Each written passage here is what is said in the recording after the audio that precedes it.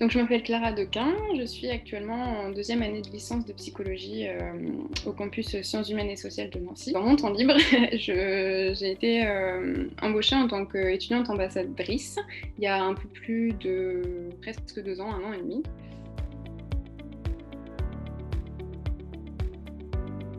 C'est vraiment pas ambassadeur d'une licence. Quand je suis en intervention ou quand je participe à toutes les activités qu'on peut faire, je suis pas là en tant que personne qui fait une licence de psycho. Je suis vraiment là en tant qu'étudiante, quelqu'un qui vit la vie universitaire, que ça soit en licence ou en master, mais qui est vraiment fondé dans cette vie-là.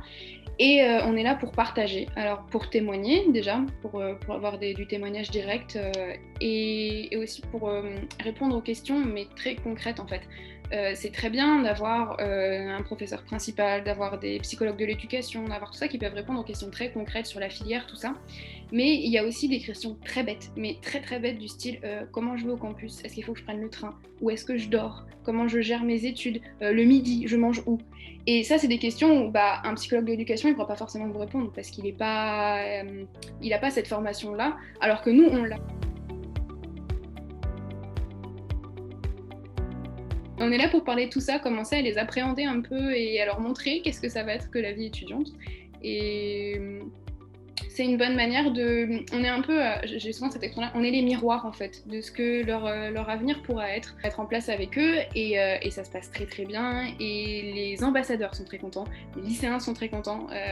Je sais pas qui est le plus content l'un de l'autre après une intervention parce que moi j'ai des commentaires d'étudiants qui me disent j'ai été content d'avoir été utile, d'avoir pu répondre, des fois de voir le sourire des lycéens qui ont eu des réponses finalement toutes bêtes, mais c'est des réponses quand même qui les aident. Et autant voilà, le lycéen qui pourra rentrer dans sa famille et dire bah tiens maman aujourd'hui j'ai eu des réponses, je sais comment ça va se passer, ça ou ça. Et ça rassure les familles aussi souvent. Il y a une bonne approche de ça, un peu de curiosité au départ, parce que c'est vrai que du coup le projet n'était pas encore extrêmement connu. Il a fallu de nous-mêmes qu'on démarche un peu certains établissements. Et là, ça commence vraiment, surtout en cette période de crise sanitaire, à quand même prendre son enjeu. On leur montre un peu que même si ça fait peur, il y a des dispositifs, il y a des moyens de faire.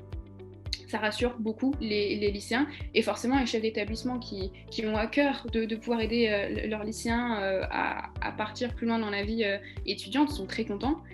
Et ça commence voilà, de plus en plus avec le bouche à oreille à venir directement vers nous. En fait, des fois, il n'y a même plus besoin de démarcher. C'est certains établissements qui nous disent « Moi, ça m'intéresse.